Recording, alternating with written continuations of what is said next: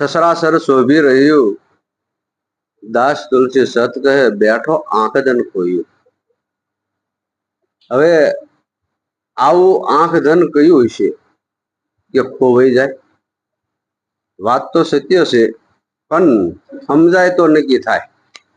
સદગુરુ મહારાજના શરણે ગયા અને સદગુરુ મહારાજે જે ત્રીજું લોચન કહેવામાં આવે એવડું ધન જે ચરણે પહોંચ્યા અને સદગુરુ મહારાજ પાસે જે હતી વાતનો અનુભવ મળી ગયો. જોગની ગાદીમાં પહોંચી ગયા અને ગાદીનો અનુભવ થઈ ગયો. પોતે પોતાનો સ્વયં પ્રકાશિત, જેને આપણે જ્ઞાન કહેવામાં આવે. જે જ્ઞાન રહ્યું આંખ ધન છે એ ખોવાઈ જાય. એટલે જ્ઞાન તો બધાને પ્રાપ્ત નથી થતું અને બધા કઈ ગુરુના ચરણે પહોંચી જાય એવું કહેશે.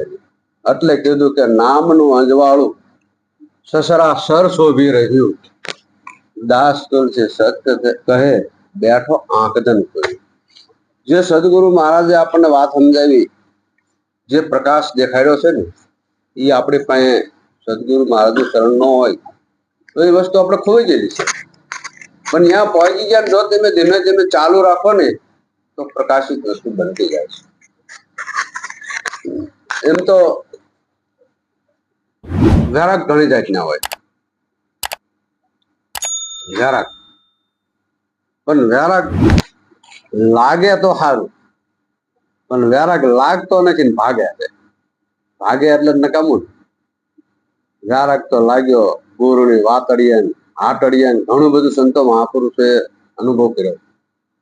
તો એક સંતે તો એવું કીધું, વૈરાગના પદને વિઘન આડા ઘણા, કઠણ બંધ કામના કોક છૂટે, કનક ને કામીની આડે સ્વાકી શ્યામની, રામની રમત ને એ જ લૂટે. ઓહો, વૈરાગના પદને વિઘન આડા ઘણા. જુઓ, વૈરાગ આપણે જેનું લક્ષ્મણ હોય, બરોબર, લક્ષ્મણ, પણ એમાં ઘણા બધા વૈરાગ આવતા હોય અને વિઘન આડા પડી જાય. વૈરાગ બધી જાતનો ઘણી જાતનો હોય. કોઈને કામ ન, પૈસા કમાવાનો, આ તે બધા વૈરાગ હોય, પણ એમાંય વિઘન આડા આવે. એટલે કીધું કે વૈરાગના પદને વિઘન આડા ઘણા, કઠણ બંધ કામના કોક છૂટે, કનક ને કામીની આડી સ્વકી શ્યામની, રામને રમત ને એ જ લૂટે. આપણે સદગુરુ મહારાજના શરણે ગયા ને એટલે આપણને બધાને સ્વાકી કાંઈ છે. પાકું રિઝલ્ટ મેળવી લેવું કે હાસું છે ખોટું છે. સ્વાકી બંધાણેલી છે ને, બાંધી છે મોટા મોટા લાડવાની, અને આટલા જ આપણે આ રામની રમતને લૂંટી ગયું ને કે આ લૂંટાય એવું નથી. પ્રભુ પોતે પોતાનો અનુભવ આપ્યો છે. તમે કોણ છો, ક્યાંથી આવ્યા ને ક્યાં જશો, બધેથી અલગ તમને પાડીને દેખાડ્યા છે. એટલે એ રમતને લૂંટવાની, રામની રમત. ભક્તિને ભૂલી ગયો, પ્રવૃત્તિને વળી ગયો, નારીએ નેહના બાણે માર્યો, નારીએ નેહના બાણે માર્યો, જોગ લીધા પછી ભોગ ઈશા કરે, જીતી બાજી લીધી માર્યો. એટલે આપણે બધાએ જોગની ગાદી જોઈ છે ને જોગ લીધો છે. પછી કઈક બીજી ભાતના વિચાર કરો તો જીતી બાજી છે પણ તોય આવી ગયા. અને ના રેવી તો નારી એમ નેહના બાણે મારેલા જ છે. આ બધી કોઈ જ્યાં જાવ એને માયા જ વળી. ચોખ્ખું છટ કીધું છે તમને માયા લાગ્યું છે કે હા, બહુ માયા લાગી. જ્યાં કઈક આમ બોલ્યું થાય તો હા માયા લાગી, હા માયા લાગી. એટલે ના રી નો રેવી તોની વાત છે. એવી તો કઈ વાંધો નથી.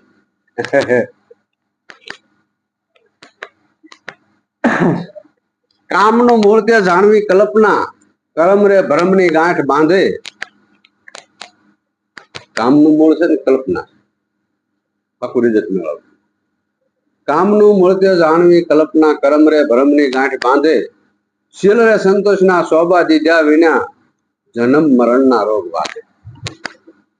આપણને બધાને શીલ મારેલા ખરા, પાકું રિઝલ્ટ મેળવજો. શીલ રે સંતોષના શોભા દીધા વિના, જન્મ મરણના રોગ વધે. આપણને તો શીલ માર્યા, હવે જલમ ને મરવું નહીં એવી વાત લઈ જઈને મૂકીશ. તો એ નિશ્ચય કરવાનું, નક્કી કરવાનું કે આ વાત ક્યાં જઈને ઉભી રહેશે. આપણને 10મા દ્વારની વાતો કરી સદગુરુ મહારાજે 10મે ઠેઠ દેખાડીને મૂક્યો. દેખંદા કોઈ આ દિલમાં, પરકંદા કોઈ આ દિલમાં, ઝાલરી વાગ્યું, એનો અનુભવ આપ્યો. એટલે આ બોલનારો ક્યાં રહેશે અને ક્યાં બોલે છે એવું ઘર દેખાડ્યું.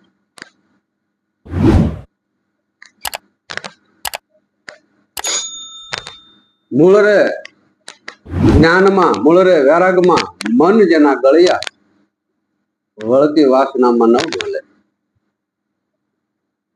મૂળદાસ કહે, જે સમજ્યા તે સંત ખરા, જે સમજ્યા તે સંત ખરા, વેદ વચન એની સાંઠ બોલે, વૈરાગના પદને વિઘન આડા ઘણા, કઠણ બંધ કામના કોક છૂટે, કનક ને કામિની આડી સોચી શ્યામની, રામની રમત ને ઈજ લૂટે. બસ આટલું કહીને મારી વાણીને વિરામ આપું છું.